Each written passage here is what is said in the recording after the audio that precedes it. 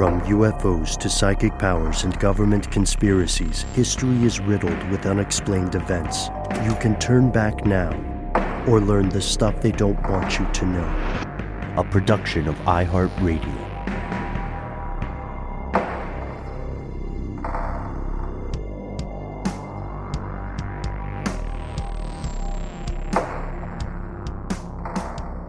Hello, welcome back to the show. My name is Matt. My name is Noel. They call me Ben. We're joined, as always, with our super producer, Dylan the Tennessee Pal Fagan. Most importantly, you are you. You are here. That makes this the stuff they don't want you to know. As current science argues, if you are hearing this, you are most likely what we call alive. What happens when we die? Guys, let's get past the small talk for the intro. We've asked ourselves this question often. Yeah. Have we arrived at a conclusion yet? Inquiring minds would like to know. We've spent a couple full episodes thinking about these concepts. What is consciousness? What is it to be alive? What is it to be a universe? What is that? Yeah, universe in a grain of sand. Another question similar. Where were we before? What happens when we move on? And as you said, Matt, we've explored this over the years. It's a dilemma or a mystery that humanity has wrestled with since before humans began writing stuff down. It's a question that's as beautiful and awe-inspiring as it is terrifying and mysterious. And as we like to say, on Stuff They Don't Want You to Know, past a certain point of inquiry, the science becomes very close to philosophy. It blends, inextricably so, with spirituality. So one of our favorite new shows addresses these ancient questions, timeless questions, in a unique, never-before-heard way. It's called Alive Again. And I know we're talking about this off air. Before we get into it, can we play a clip from the show? Oh, we must. What happens when we come face to face with death? My truck was blown up by a 20-pound anti-tank mine. I jumped out of an airplane. My parachute did not deploy. I was kidnapped by a drug cartel in the outskirts of Mexico City. I was tortured and held for ransom. I open an eye and the bayonet comes down 1 inch from this cheek. I just remember everything getting dark. I was like, oh my God, I'm dying. When we step beyond the edge of what we know. I had flatline. I clinically died. And return. I grabbed the electricity going into the train system. All of the electricity went through me. I was dead for 11.5 minutes, and the heart stopped beating. Alive again. These are first-hand accounts of people who have stood at the brink. I was quite literally losing my own life. I remembered the bated breath that we all had. It was going to be my reminder to keep breathing. And the fear. I was bleeding to death. I was not going to be able to make it out of this. They told me, kneel down, we're going to kill you. Their stories are terrifying, miraculous, heartbreaking, and deeply inspiring. It's a miracle I was brought back because if you know anything about CPR, they do not typically go that long. It isn't just about near-death experiences. It's about what comes after. And now you got to rebuild your image of yourself again. How surviving the unthinkable transforms us.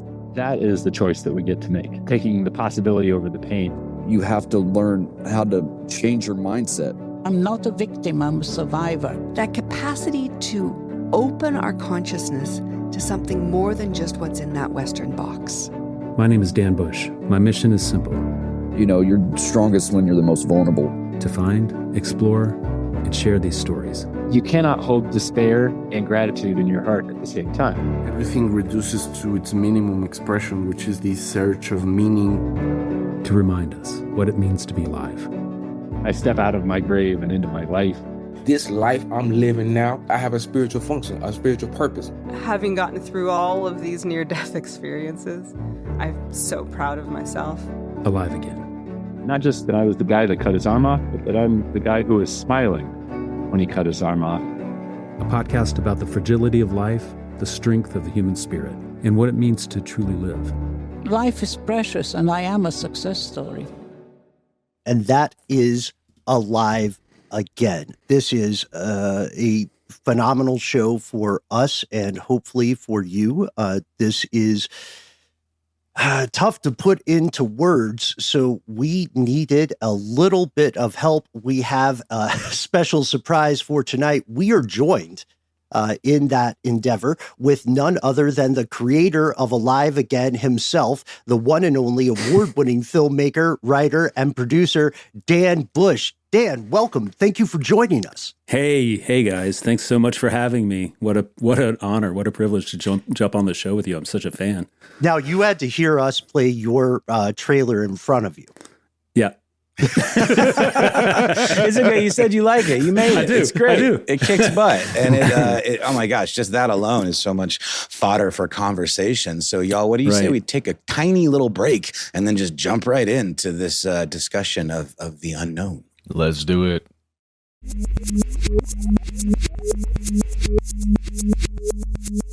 And we're back. We want to, as we're diving in, talk a little bit about bona fides and origin stories. Now, Dan, you've made many projects. We are, in full disclosure, privileged enough to be friends and fans of yours. And we've seen screenings of various films that you have created. You've also done a number of podcasts in advance of Alive Again. Yeah. It's interesting because, this is my first time jumping into sort of a documentary space. If you will. I'm a fiction guy. I'm a storyteller, in my heart of hearts. But I've always, there's a commonality between my fiction stories and Alive Again, which is, not just a sort of an exploration of that which exists outside of the boundaries of what we know or what we understand to be true. But, I found very quickly when I was doing Alive Again that these stories that I'm collecting, they are more about transformation. Yes, there are some real hardcore NDE, near-death experience stories that have all of the things that come with the near-death experience. The classical sort of cross-cultural phenomenon that are reported, like a life review or encountering, a very warm space or some sort of angelic creatures or even ancestors, loved ones who have passed before. And there are a lot of commonalities across, different religions and different, cultures and different ethnicities and so forth that make it sort of these phenomenon really interesting and make it go, okay, well, there's something going on here. But I also found out that it's about transformation. So a lot of our stories aren't necessarily classical near-death experiences, but they're people who have had brushes with death and either had to rehabilitate or had to come to some understanding, like Manuel Gaspert, who was, you heard in the teaser there, he was abducted by a drug cartel and came to have this extreme compassion and forgiveness for his abductors. And so there are these stories of transformation that I think are really interesting, and it gets into this thing that happens in storytelling with filmmaking and with screenwriting, which is the same thing. You're not, you're following a transformation of a character across 3 acts. And for the purposes of theatrics and storytelling mechanics, that usually, that abides by a certain set of Aristotelian rules, that we all follow with catharsis and so forth. And it was fun to hear these stories because there's this thing called a liminal, or, this liminal state, which is the in-between state. It's in between the threshold of, the childhood self dies typically in different like primal cultures. Joseph Campbell stuff. Yeah. And then there's the birth of the adult self, or there's some identity loss, some transformation, and there's this liminal process or this liminal period where there is an unknown and the identity has been ripped away and the new one has not been born yet. And those liminal states are really what we're starting to key in on with Alive Again. Okay. It's just fascinating because whether it takes, 80 years for a liminal state to take place, or whether the liminality happens in 5 seconds, right? So somewhere beyond time. Yeah, so we've really started to explore, what it means to be a human being, not just the edges of consciousness, but also the edges of, identity, I guess. Could you give us a bit of an origin story and what inspired the Alive Again project? Yeah, sure. Listeners won't be able to see this, but see that picture behind me? Yes. All right. So that's my dear old friend, Patrice Burnside.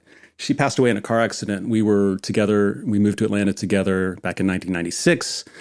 And she was with me for about 3 or 4 years. We had known each other for about 10. She passed away in a car accident. And that was 1997. And, there were these interesting, strange phenomenon that surrounded her passing that I experienced, and other people did too. And I was born and grew up in an atheist family. My parents were scientists, and there was sort of this real push to not ever accept anything by faith, because faith could be considered dangerous, because it could be used as mind control or what have you. And empirical evidence was the only way to go, right? And this sort of idea that there were no illusions about what happens when you die as far as an afterlife. My parents had rebelled against their church because they saw a lot of racist tendencies in the church they went to in the 60s. And so I understand their rebellion, and I understand my father, who's a chemist, and I understand his sort of scientific bent towards not accepting anything that can't be measured. But I started to wonder about these experiences I was having. Some people call it shared death, but there's certain experiences that were happening around with me and with what happened with Patrice. Her friends were having dreams about it the night that it happened. She had gone home to say goodbye to her father, who was a Vietnam vet and an alcoholic and very, very dysfunctional. And she actually went and said goodbye to him the night before she passed, which was miraculous. She had hair down. She was a ballerina. She had hair down to her waist, and she cut it all off 2 days before she passed. There was all these transitions she was going through, and all of these things that I experienced before I found out that she had died. They were just phenomenal. They were like really unexplainable. And it just sparked my curiosity, and I was like, well, what is going on? There's something happening here. And more than anything, it pushed me towards trying to understand why I have my own dogmas about, having grown up in a sort of an atheist family and having not really been able to consider certain questions about, miraculous events or things we don't understand. So I guess that's the origin of it. Yeah. And I'd heard about near-death experiences my whole life, and I'd met a few people who had some crazy stories, and I was like, let me get into it. I mean, I'm not a scientist, I'm a storyteller, but let me try to start charting this and see where it leads. I think some of the most interesting stories you end up finding, at least personally for me in Alive Again, are stories of people who are very scientifically minded. And then they do experience a personal NDE of some sort. And then their attempts to describe what they've gone through, what they've seen, what they've felt, to get that into other people's minds so they understand what they've been through.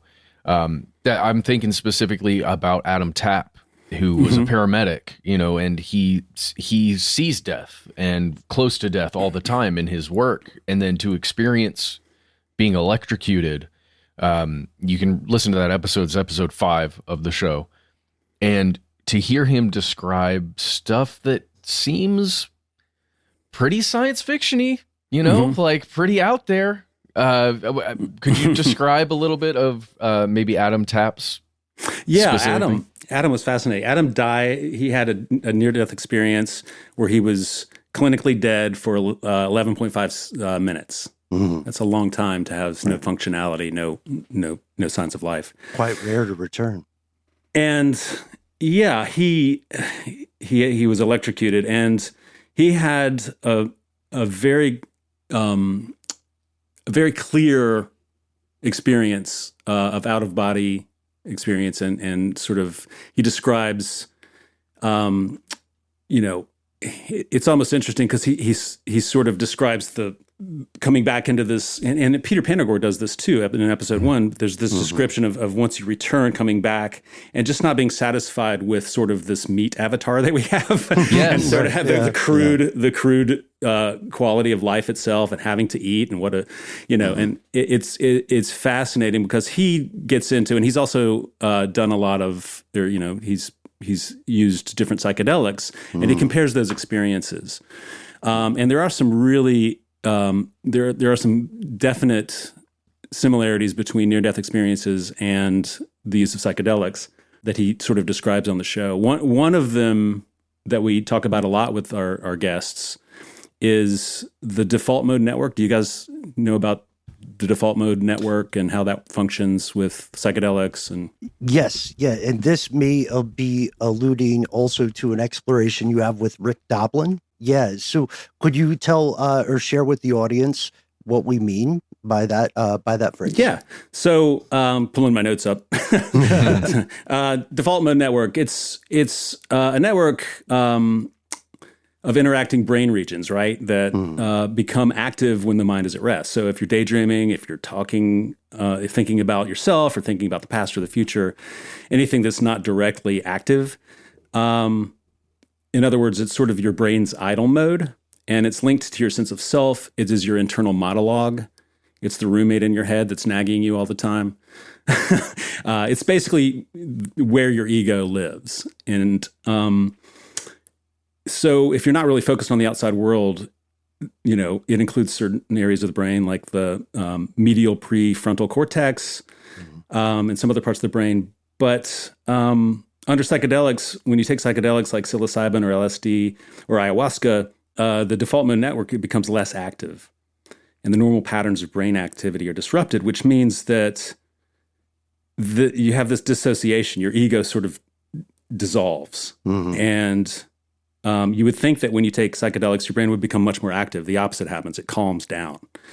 And the thing that this default mode network, that's sort of this filter of reality that's constantly putting things together for you and creating pictures for you at all times, it starts to deactivate.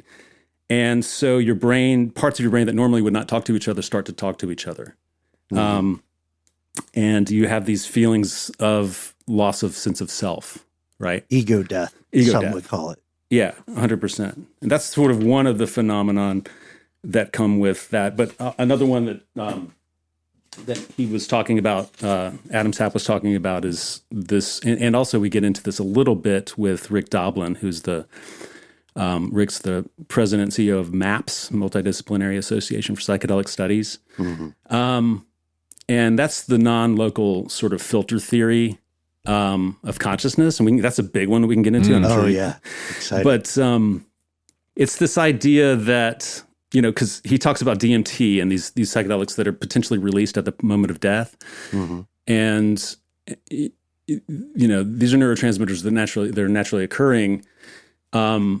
But so there's some really interesting similarities between near-death experiences and what happens in your brain and the mechanics of the neurology in your brain. But Adam Tapp gets into that in a really interesting way because he's one of the several guests we've had who have experienced both.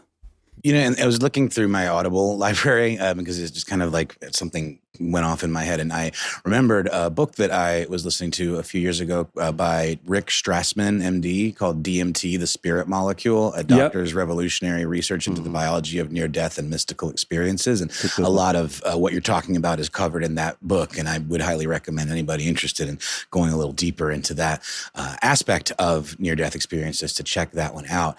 But another one that I've been really enjoying is a book called A New Earth, Awakening Your Life's Purpose by Eckhart Tolle.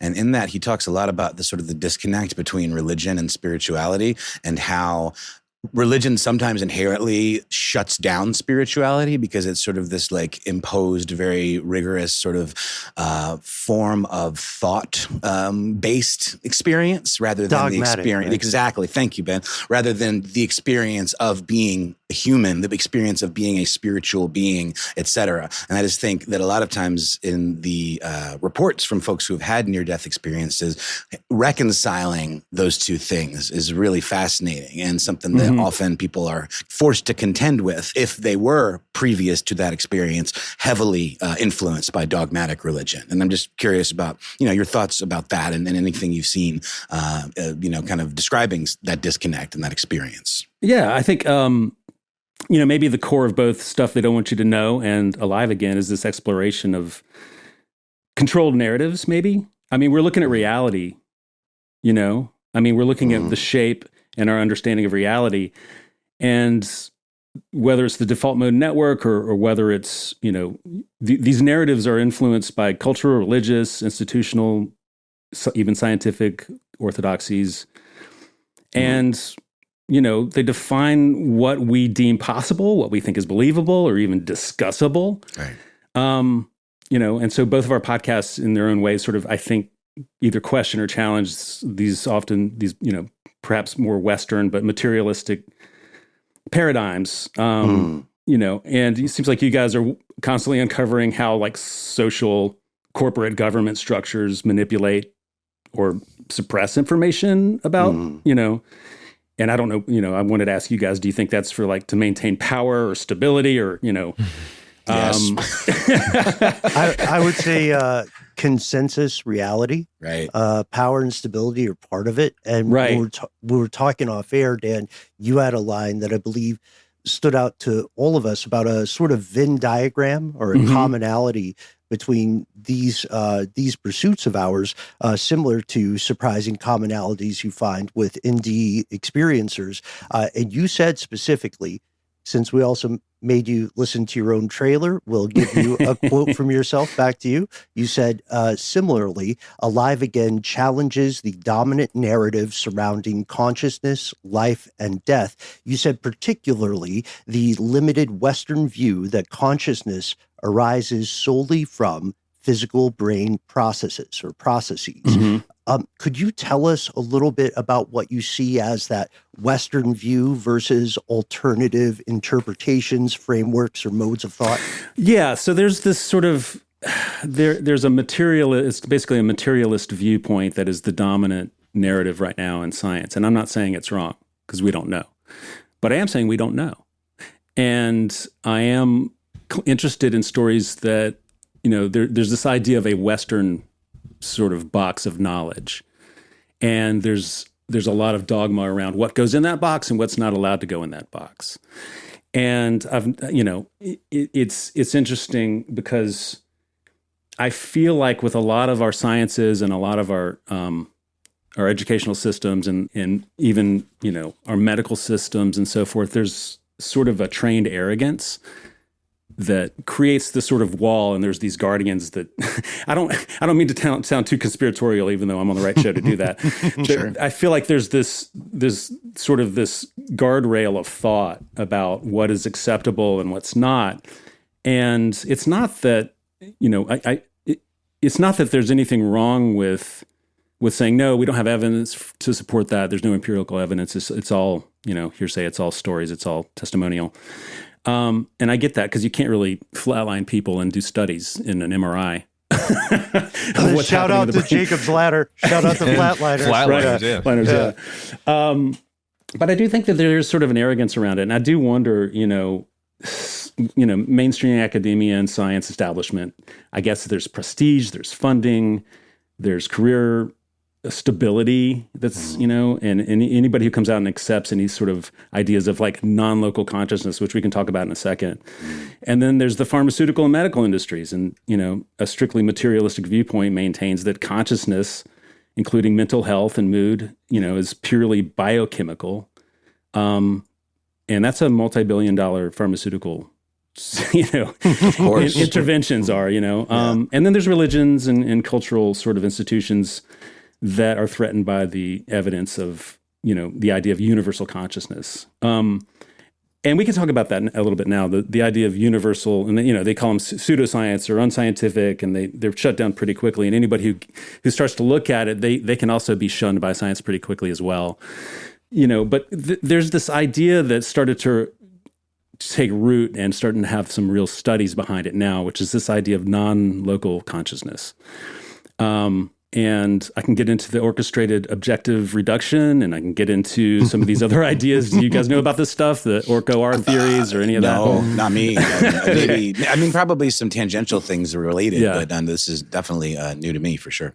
Okay. But the concept, Dan, is that consciousness, as we have thought for a long time, is in some way the way neurons interact together and create like inside our brains somewhere.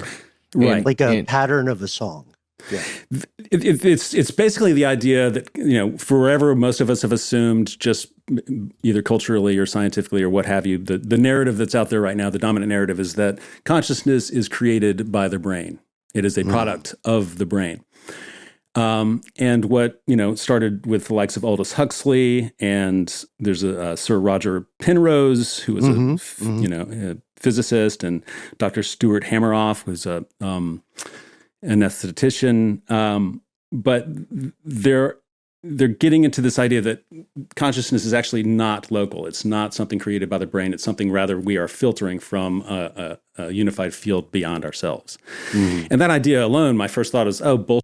I mean, I have my own dogmas about it, and I'm thinking, that sounds magical and the Force and all that kind of stuff. And similar to the Jungian superconsciousness kind of idea. Yeah. Right. But then, if you open up your mind a little bit and back off a little bit and you hear these NDE stories and you hear, and some people describe stuff that happens through their psychedelic experiences where a different part of the brain shuts down and there's still this level of consciousness, it begs the question, what the hell's happening?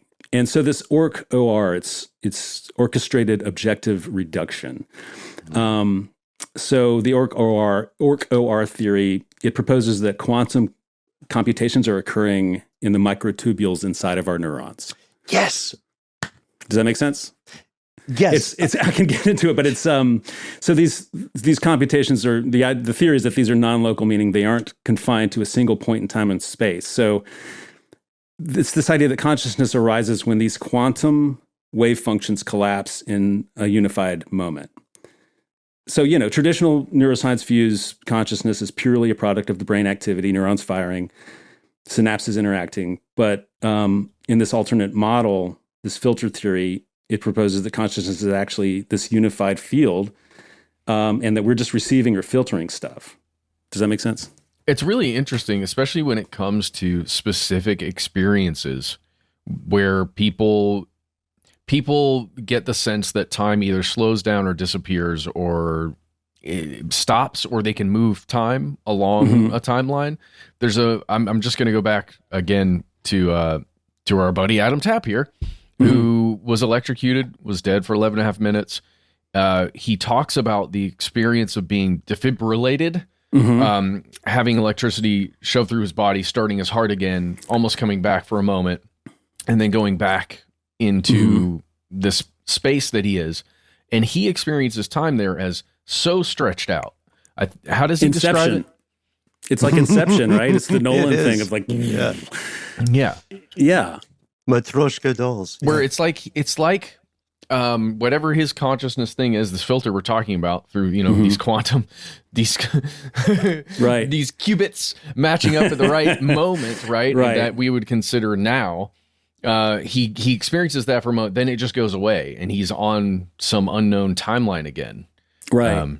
Just very strange. It's hard to make sense of that. And one thing I do know is that the folks that do have these near-death experiences, there was a paper, I can steer you guys to the paper, but there's been some papers recently that are in defense of and in support of, non-local consciousness.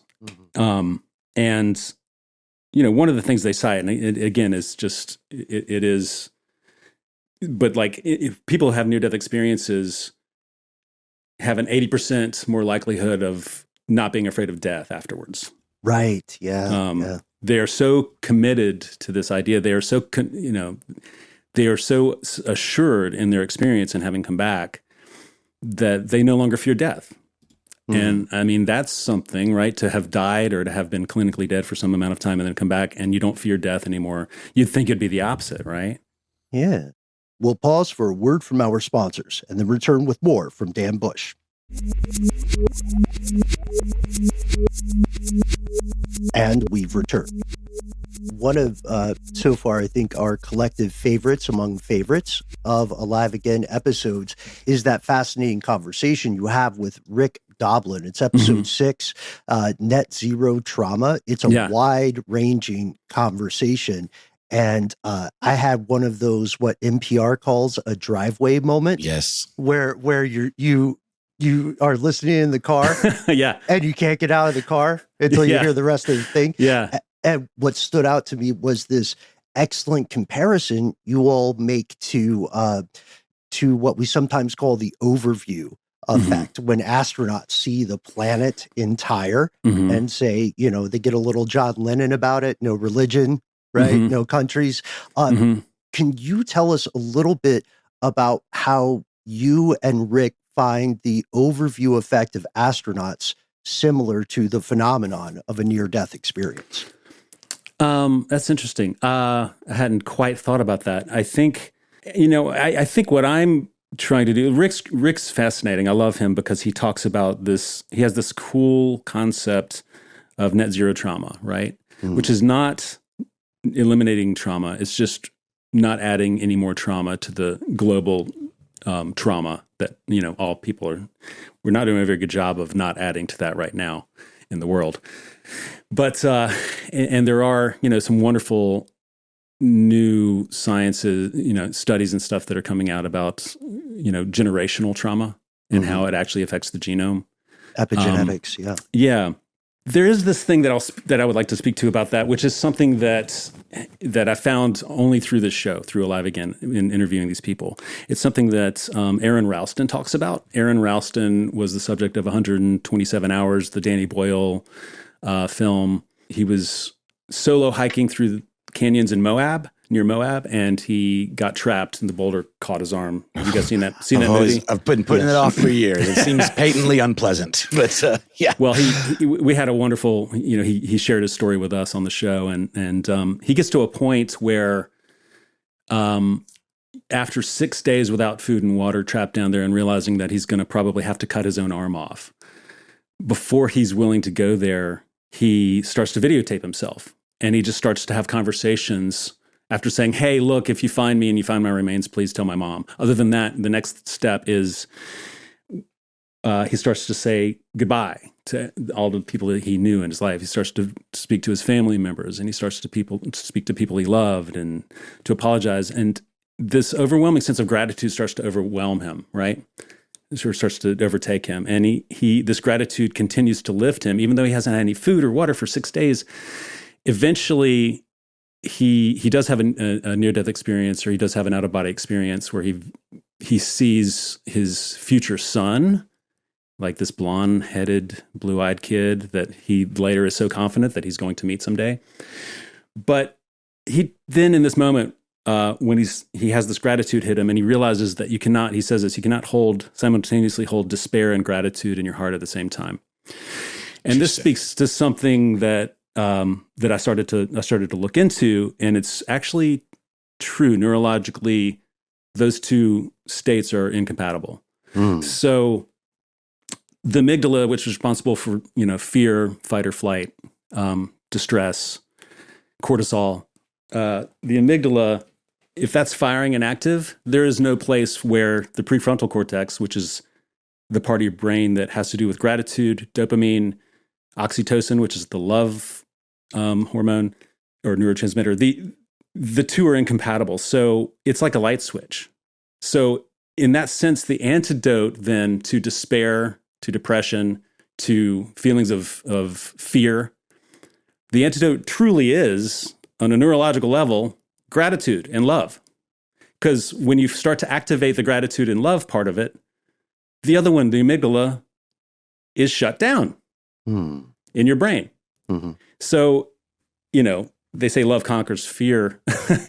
It's actually physically, biologically true. And I thought that was amazing, right? Yeah, man, I agree. So, and so I was thinking about this, about Rick Doblin and this net zero trauma. And, we've known for a long time that you can sort of shut down your amygdala with practices of meditation and so forth. But, I wonder if everybody in the world turned off their it's hard because you're so scared. You don't want to let go of the news cycle, right? Especially these days. Am I going to be here tomorrow? But there's a strong argument for making the world a better place by tuning out and focusing on gratitude instead, and starting to harvest a different sort of mode, which is also can become, people become contaminated by whatever thought energies you have. I found, whether if you're negative all the time, you're going to create negative environments. You're going to surround yourself with negative situations and negative people. Yeah. And the opposite is also true. True. I like that. Like pronoia, the opposite of paranoia. Yeah. Right? A concept we discussed with a friend of ours, John Cameron Mitchell. It's pretty neat. It also reminds me, Dan, of a word that Noel and Matt taught me, which was, what was it, guys? Catastrophizing? Catastrophizing. Yeah, it's just that loop, that spiral of negative thoughts. And a lot of that, too, kind of fits in with what Eckhart Tolle talks a lot about, which is the separation from, our spiritual selves. It imbues us with these thought patterns that are just that are kind of this almost like voice Cognitive inside of our head. memory? Yeah, exactly. And it's these constructs that we participate in, whether willingly or just by, necessity, I guess, because it's just sort of the structure that we find ourselves in.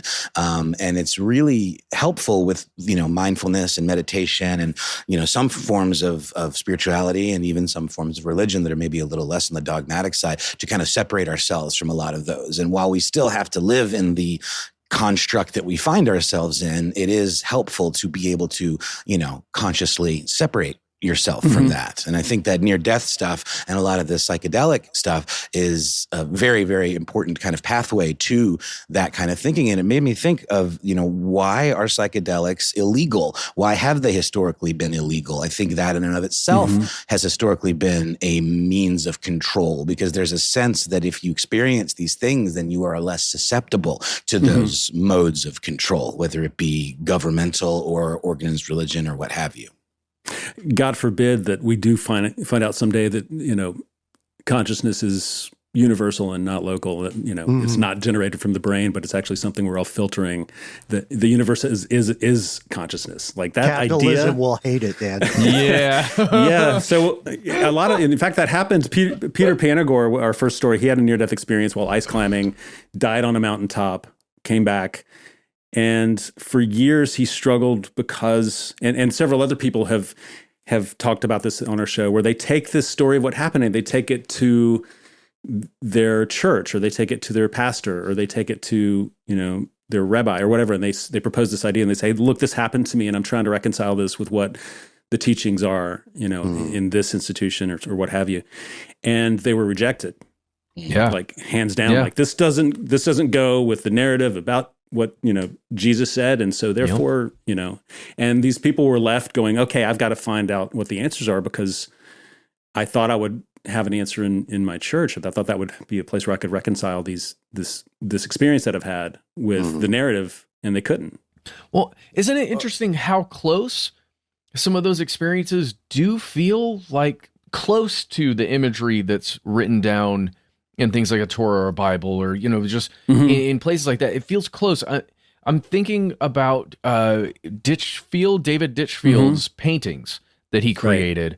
In episode 8, you can listen to that one. David Ditchfield, this man who fell underneath a train. He got stuck and caught underneath a train and almost bled out. And he did, I guess I don't know if he was in a coma or if he actually physically died. I can't remember. But I think that they had to do a self-induced coma with him. But he did have a full-on, complete, authentic near-death experience. Well, can I share this picture? Just this picture, so we can all look at it at once. This is the image that he reported seeing. I don't know if you guys can see this. Maybe I'll blow it up a little bit.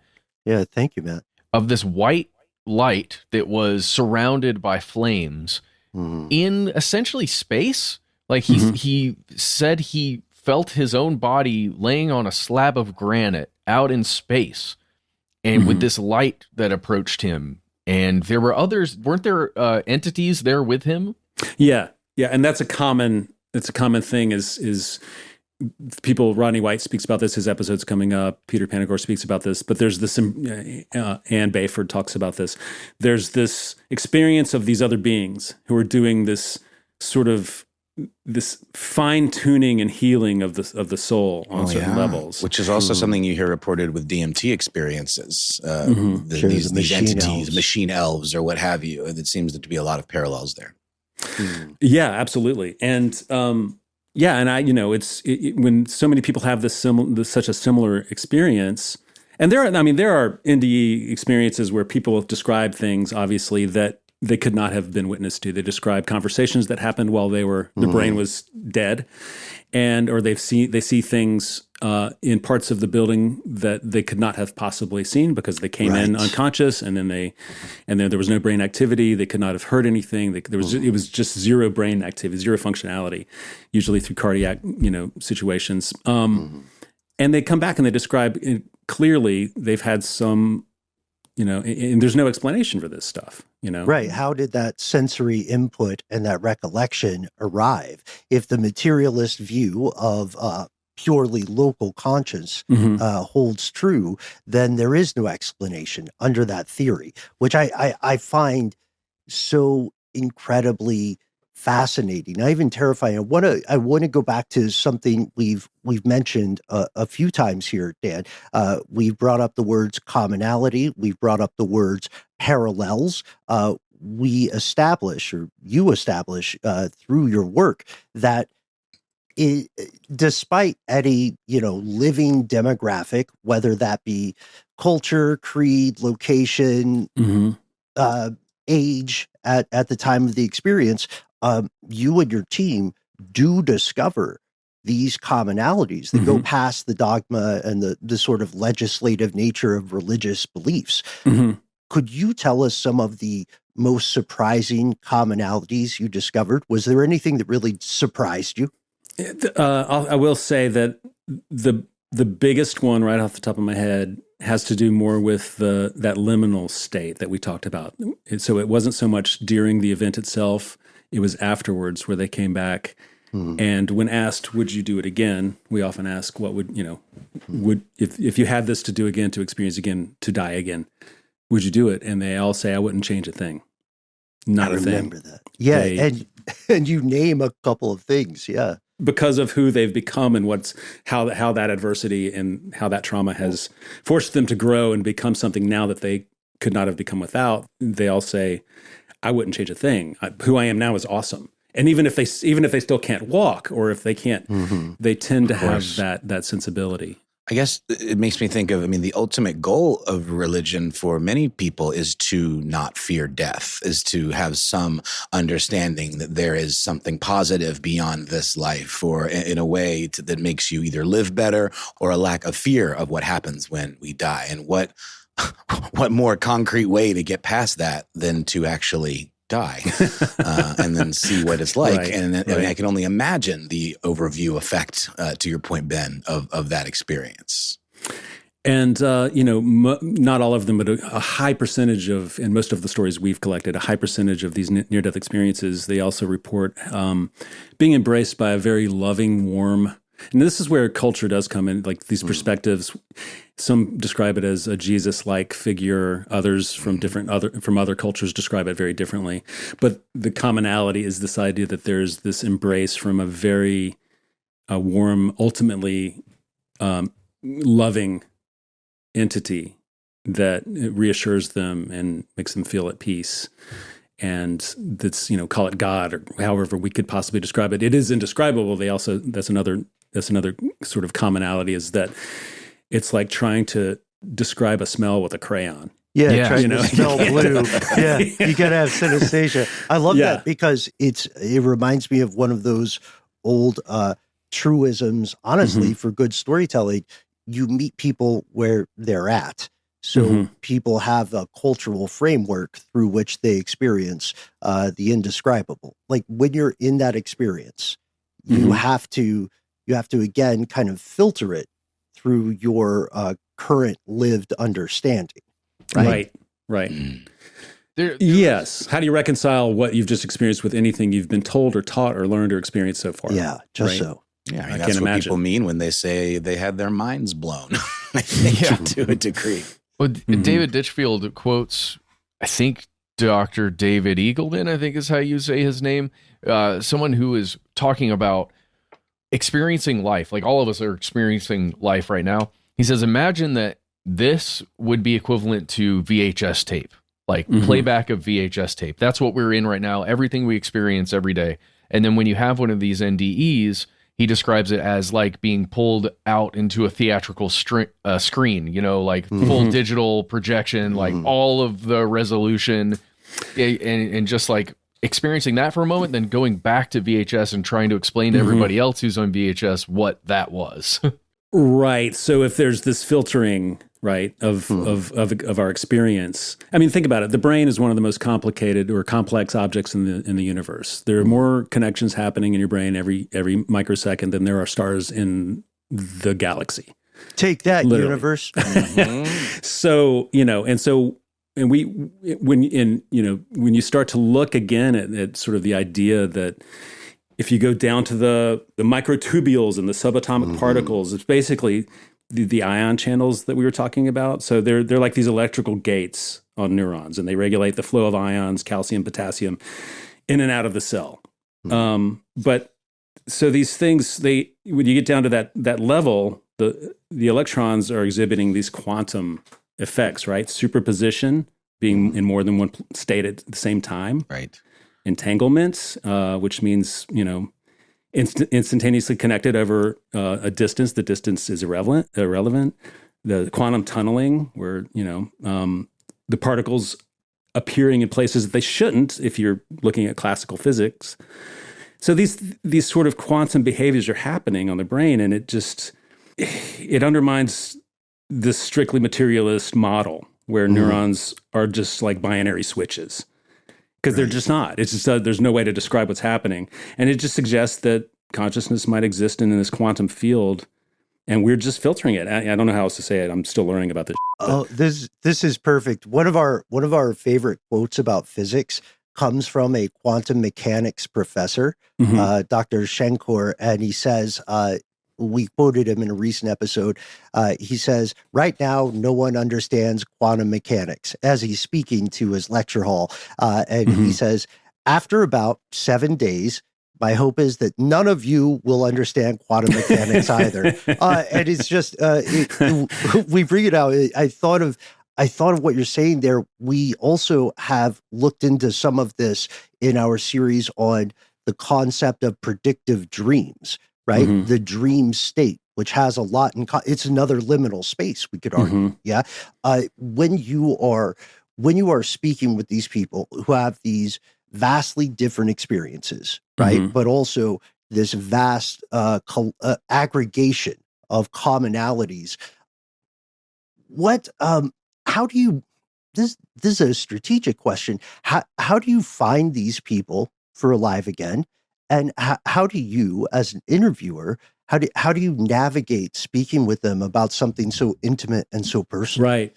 I think the idea is to just listen, to really just listen. The stories we have found just by looking up, we found through the New York Times, or we've looked for them online and found different situations, or different stories that we've pursued, and and it's interesting because a lot of them do lean very religious, very quick. And so I've been sort of, we've got several of those stories that are heavily in that space. But I really, like on our show, we have, our story producers, we have, Nick Dukowski, Kate Sweeney, Brent Dye, myself, Lauren Vogelbaum. We have, Kate is sort of a skeptic, which is great. And I'm kind of an agnostic. I'm just questioning everything. Brent's very Christian, and he has, he believes very much in faith and Christian dogma. And Nick Dukowski is just a cynic. We know Nick, friend of the show.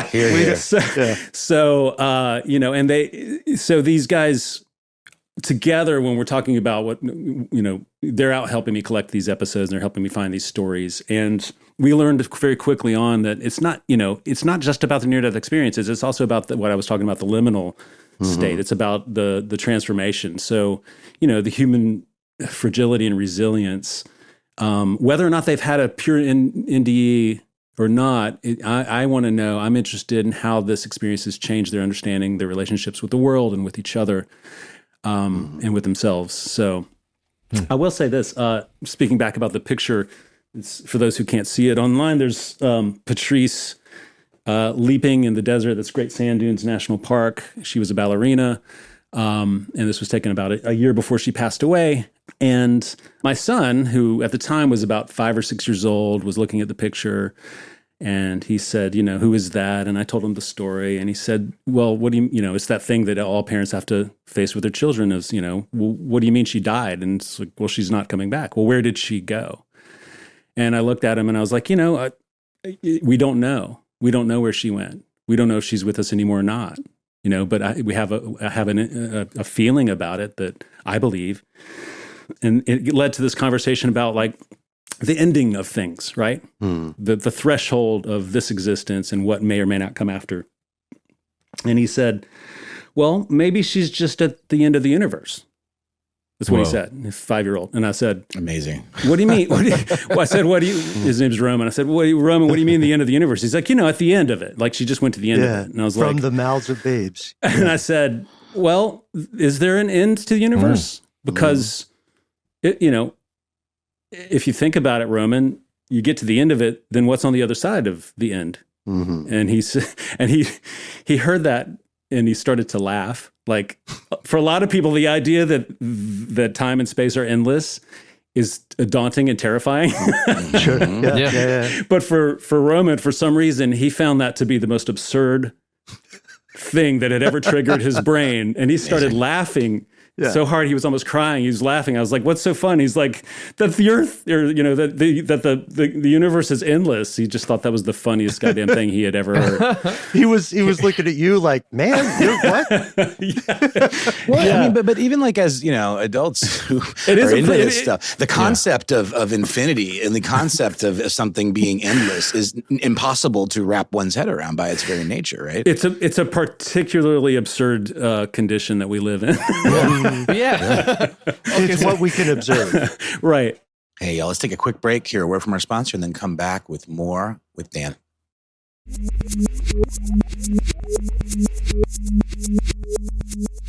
And we've returned.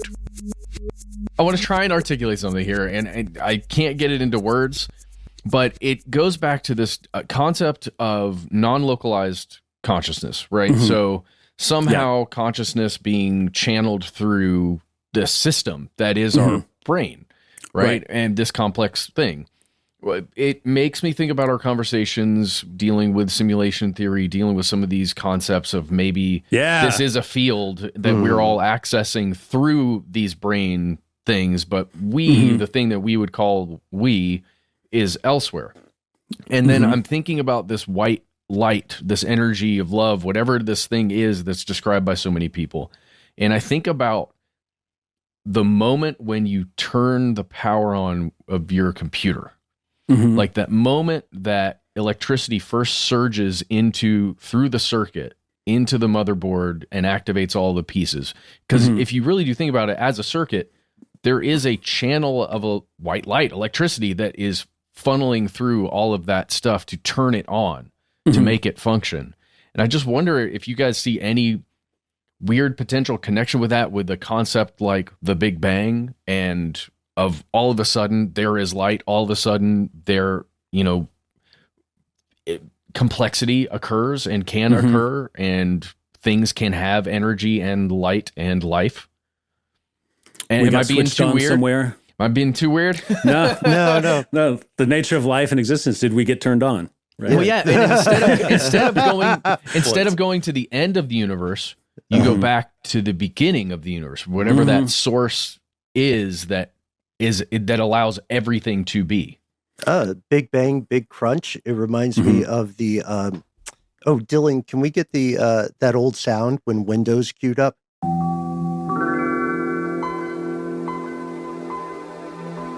Do you guys remember that? Of course.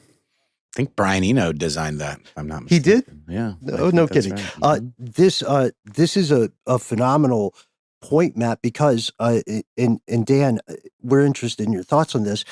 There is a current prevailing theory, alternative theory to the Big Bang, that argues the universe as observed now by humans exists within a singularity of a black hole. Which could explain some of the observations that simply do not function under the Einsteinian understanding of linear time. Now I'm just word salading people smarter than me. But could there be, to your question, Matt, could there be some some kind of non-localized space beyond time or beyond what humans understand in their limited, filtered lived experience. That gets very close to asking about God. That sounds like a physicist 3 drinks in. Yeah. I mean, the simulation theories are fascinating. They're endlessly fascinating and entertaining to me. Again, it just hits right up against, we don't know. I mean, we just don't know. We are so limited in what and science turns over so often, so frequently. I mean, it wasn't the entire scheme of mankind on planet Earth. It wasn't that long ago that we've realized that the sun doesn't go around us, Yeah. We killed some people for that one. Yeah. And that idea that, science happens one funeral at a time because there's these gatekeepers who don't want their entire work and their history, and their careers demolished, Science happens one funeral at a time? Yeah. There's a quote. I'll have to find who says that. I can look it up in a minute. But yeah, this science happens one funeral at a time was a quote that I heard recently. And it just speaks to the idea that, we get very dogmatic with what we think we can prove, whether with Newtonian physics or whatever. And there's that quote. I don't know if you guys have it. I think I sent it over, a little segment from our show. From Dr. Kerr. Yeah, Dr. Kerr, the death doula that we interviewed. She's amazing. Oh, wow. Can we play that little clip from Absolutely. her? Okay. Absolutely. I can picture exactly what this profession is. I mean, that's incredible. I've never heard it put that way. The death doula? Yeah, it's a thing. Yeah. It's a thing. Yeah, she helps people transition and families transition at the moment of, terminal illness or at the moment of death. You also hear a lot about end-of-life use of psychedelics as well as a means of transitioning, and I'm fascinated by that. That's what Rick Doblin did. He actually did a study with terminally ill patients and psychedelics that we talked to him about on, I think it was episode 6, and he talks a lot about how you can use MDMA along with a lot of times there's a lot of fear involved with dying, obviously. And they can use certain, opiates to help calm that part. And then the MDMA can open up the oxytocin levels and turn off the amygdala, like we talked about. And it allows them these beautiful moments of actually reconciling and actually having meaningful moments with their families. Because we're very disconnected from death in this culture, right? Mm-hmm. That's another reason I wanted to study to kind of go into the shows, because I think 100 years ago or so, you would be washing your grandfather's body. You would be, spending the time at the wake as well. Correct, and there wouldn't be somebody who other people who would come in and take them away. You would be there when they died. You'd probably be bedside at the moment of their passing. There's just such a disconnect from death, and a lot of it involves fear, but a lot of it is cultural and just this idea of the death industry, and funeral homes and all of the processing that goes into that, and then the backlash against that. But a lot of that is just the fact that we as a culture and as a society have moved so far away from interacting and interfacing and understanding what it is to die.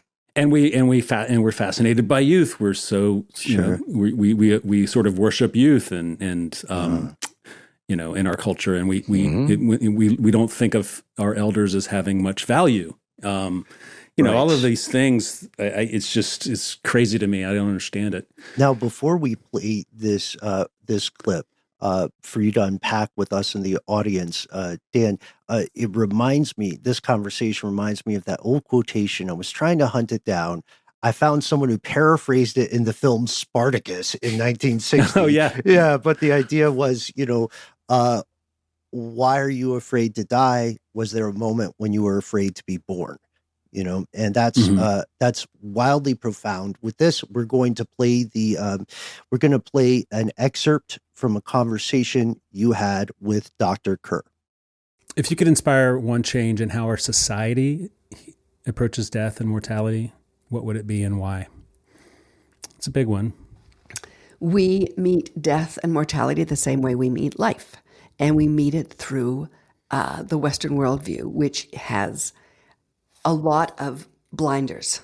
It looks at the world as a little box. It says it's material, it's dualistic, it's either on, off, yes, no.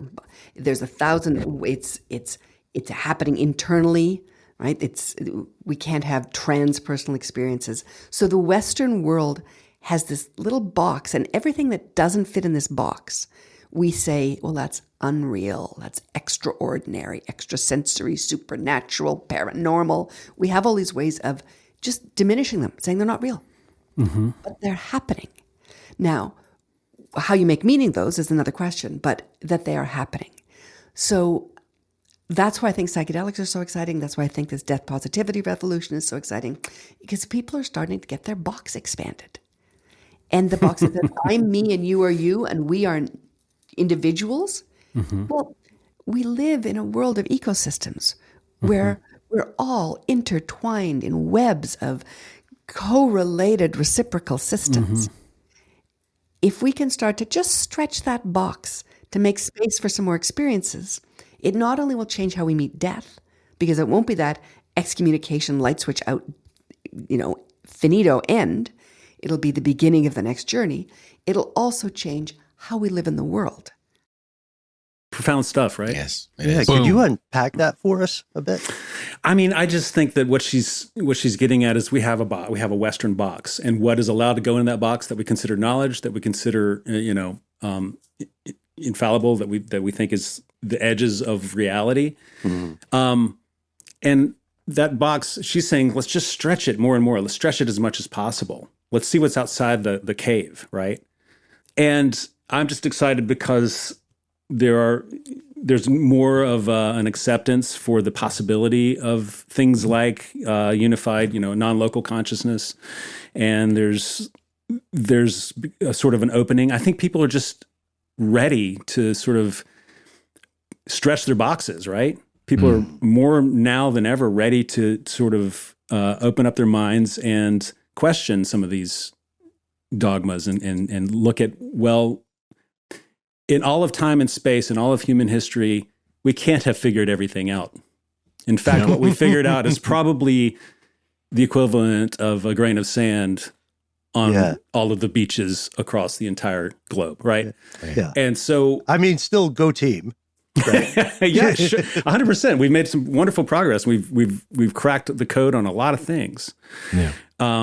But there does seem to be a lot of power structures that have a vested interest in controlling the narrative about what we understand to be real, about what we understand about ourselves internally. Mm-hmm. And what is that Joseph Campbell quote where I had, all we have to do is follow the dataless thread, and where we had thought, that quote? Yes, where I had thought to find a god, where I had thought to find a monster, I find a god. Mm-hmm. And where I had thought to journey to the outer edges of existence, I journey into my own self. I'm doing a horrible job of paraphrasing. No. You nailed it, right? And it's the old. It's also similar to that T.S. Eliot quote. We shall not cease from exploration, and the end of all our exploration shall be to arrive where we began and know it for the first time. I'm also paraphrasing. I'm sorry, T.S., if you're hearing this. So I mean, with Alive Again, I'm simply adding to, I feel like what we're doing is we're contributing to the conversation. I'm not trying to push for or against any religious dogma. I'm not trying to push for any sort of scientific orthodoxy or against any scientific orthodoxy. I'm simply sharing stories and looking for commonalities and asking as many questions as we can ask about what is the nature of reality, what is the nature of life, and what is the nature of death, and what can we learn from people who have been dead. Is that what we as the audience hopefully take from the journeys? I mean, look, at some point, we're all going to have time's up. Yeah. At some point, we're all going to check out. Mm-hmm. Everybody you know and everybody you have ever known and everybody you will ever know at some point will die. What we can do is, instead of fearing that and running from it and closing our eyes to it and looking the other way, instead we can turn towards it and we can lean into it together and explore space inward and outward together forever. Yay! I'm in. Yeah. Dan, before we get you out of here, Alive Again is like, it's like a signal you're sending out to the world for all of that. Just really quickly. Take off your tinfoil hat. Oh, no, that was my favorite character.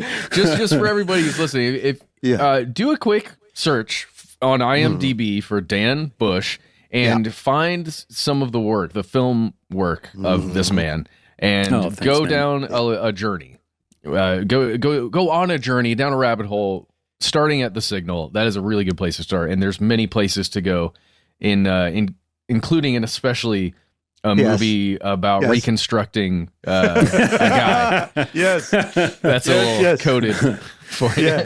Also Don Peyote, The Vault, reconstruction of William Zero. The list goes on. We are fans and friends, hopefully. And it seems that there is a new conversation, a new bridge in the shared experiences of what we call NDE. And Dan, the mic drop moments you've had with some hard truths that a lot of people, it's challenging to unpack this. But as our pal Connell once taught us long ago, the world is worth understanding, or at least attempting to do so. And we're all in this together. Thank you so much for spending this time with us. Let's say we're a person in the audience, right? We have an experience. We have had an NDE, a brush with mortality. Is there a way for us to get in touch with you and your team? Thank you so much for bringing that up. Yes, it's simple. It's aliveagainproject@gmail.com.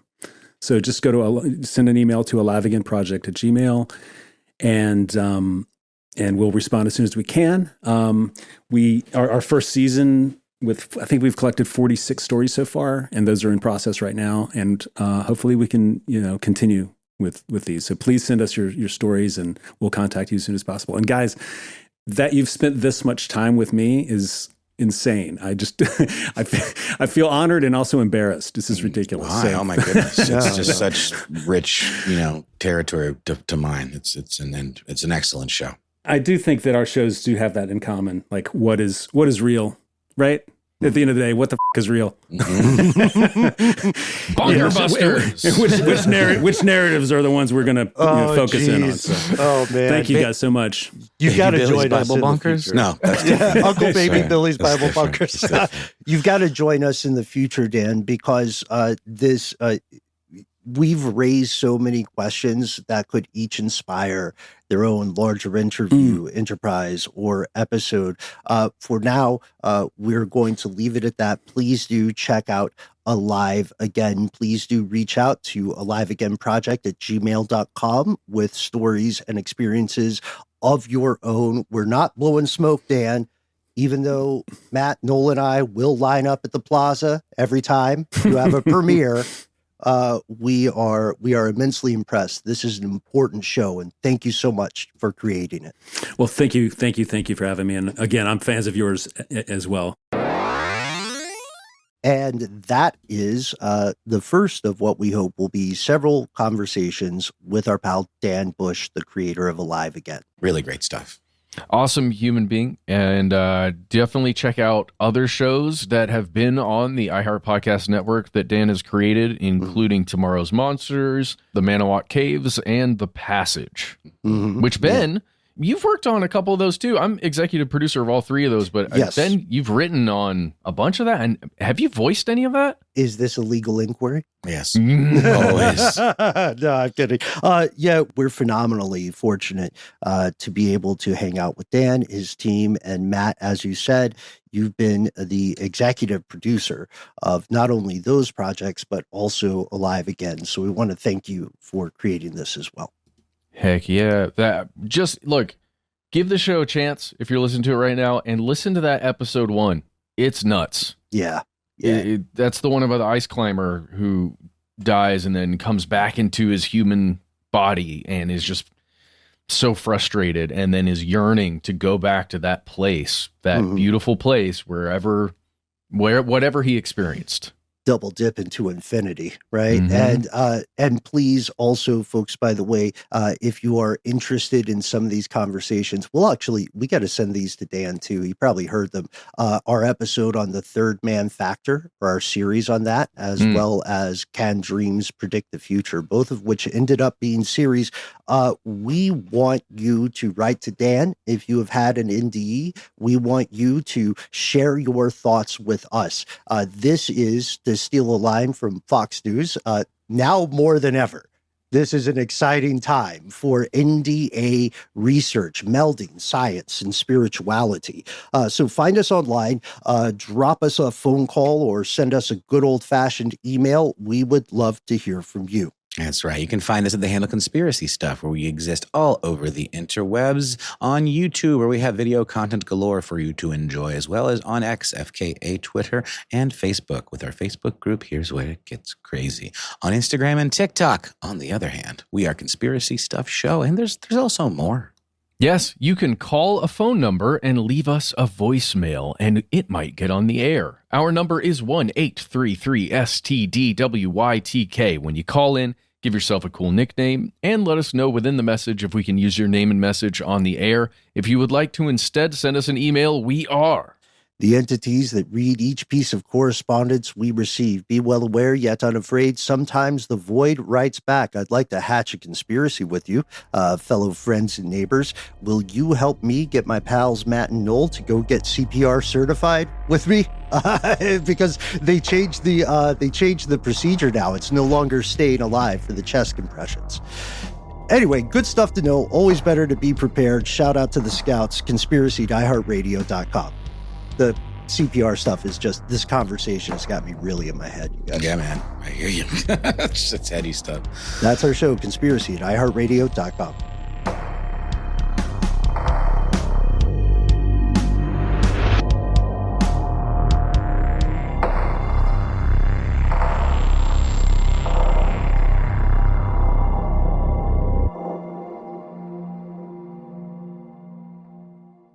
Stuff They Don't Want You to Know is a production of iHeartRadio. For more podcasts from iHeartRadio, visit the iHeartRadio app, Apple Podcasts, or wherever you listen to your favorite shows.